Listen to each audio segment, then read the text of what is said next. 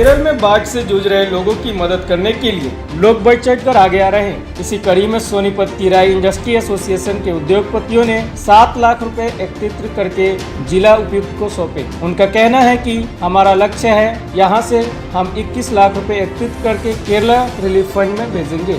जिला उपायुक्त विनय सिंह ने कहा कि केरला रिलीफ फंड के लिए आज राई इंडस्ट्रियल एसोसिएशन की ओर से दान राशि दी गई है। इसके साथ साथ आगे भी और फंड देने का वायदा किया है। उन्होंने बताया कि इससे पहले भी उद्योगपतियों ने दान में कुछ सामान दिया था, जिसे केरला भवन भिजवा दिया गया। उन्होंने समाज को संदेश देते हुए कहा, त्रासदी तो प्रकृति है, आज केरल वासियों को हमारी जरूरत है और हमें अपनी हैसियत के अनुसार उनके साथ खड़ा होना चाहिए।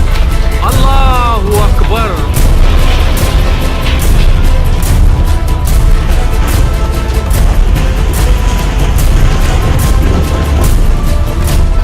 हमें सबको मिलकर के जो त्रासदी तो प्राकृतिक है, लेकिन हमें इस त्रासदी में अपने जो केरल में जो भाई हैं उनके साथ खड़ा होना चाहिए और जितनी हमसे मदद बन पड़े वो हमें मदद करनी चाहिए। राई इंडस्ट्री एसोसिएशन के प्रधान राकेश देवगन ने बताया कि भारत विविधताओं का देश होते हुए भी हम एक हैं। इसका कारण है कि जब किसी को मदद की जरूरत होती है तो हम सभी साथ खड़े हो जाते हैं।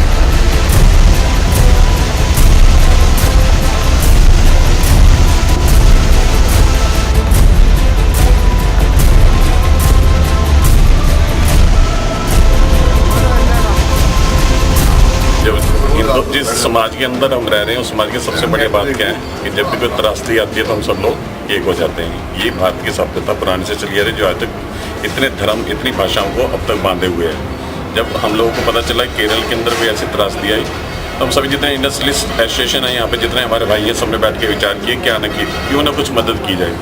सबसे पहले ये विचार है जो मैं बनाता हूँ मैं दूँ, जो उनको वहाँ डिमांड है।